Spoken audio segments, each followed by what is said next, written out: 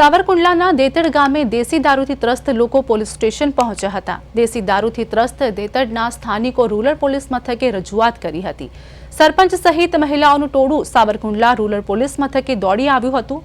દેતડ ગામે અશ્વિન વાઘેલાના દારૂના વેપલાથી લોકો પરેશાન થયા છે।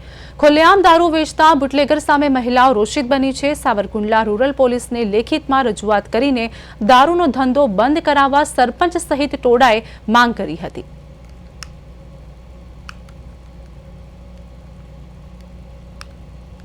અને અમારા ગામમાં બહુ દારૂનું વધી ગયું છે અને દારૂ પી પીને અમારી છોકરીઓ બેન દીકરીની ઇજ્જત લૂંટવા હોતન જાય છે અને અમારી બાજુમાં જ રહેશે। અમારા આદમી મજૂર માણસ છે, અમારે થોડું 24 કલાક એકલાને ઘેરે રહેવાય સાહેબ। અમારે એનથી છે ને ગામ મેકાવાનું છે, બીજું કંઈ નહીં। અમે બહુ ત્રાસ આવી ગયો છે હવે દારૂથી અને તમારા આદમીને ઘેરના ટીકડા દારૂમાં પાઈ દે છે અને રાતે અમારે વંડી હોતન ટપ્પા આવે છે સાહેબ। હવે અમારી અવડી દીકરીઓ છે, અમારે એને ક્યાંય જવા દે, અમે નદીને કાંઠે રહીએ છીએ સાહેબ। કે પછી અમારી છોકરીઓને કદ નાખશે તો કાંક તો પછી અમારે કોની ઉપર જવાનું લેવા। અને અમારા ગામમાં દારૂનું દૂષણ બહુ વધી ગયું છે અને એના હિસાબે બેન દીકરીઓને બહાર નીકળવું બહુ તકલીફ પડે છે। એટલે ગામ લોકો ભેગા થાય અને રજૂઆત કરવા આવ્યા છે। એટલે અમે સાહેબને રજૂઆત કરીને અરજી આપી છે કે ભાઈ આ અમારા 24 કલાકની અંદર દારૂનું દૂષણ દેતળમાં રહેવું ન જોઈએ। સાહેબે કીધું છે કે અમે કીધું કે ભાઈ દારૂ જે વેચે છે એ ગામમાં રહેવા ન જોઈએ। સાહેબે કીધું કે અમે એની તપાસ કરીશું અને અમે એને પકડશું।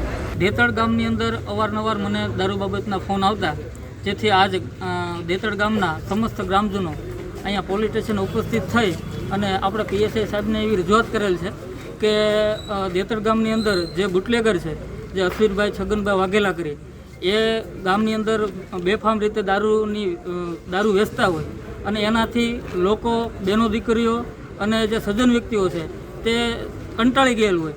તે બાબતે આપણે પીએસઆઈ સાહેબને રજૂઆત કરેલ છે અને એક આગેવાન તરીકે પણ આપણે 24 કલાકની અંદર સાહેબ પાસે એવી માંગણી કરેલ છે કે દેતડ ગામની અંદર 24 કલાકની અંદર સદંતર દારૂનો વેપલો એ બંધ થવો જોઈએ અને ગામને શાંતિ અને સુલેહનો ભંગ ન થાય તેની જાળવણી પણ પોલીસ તંત્ર દ્વારા કરવામાં આવે તેવી માંગણી કરવામાં આવી છે।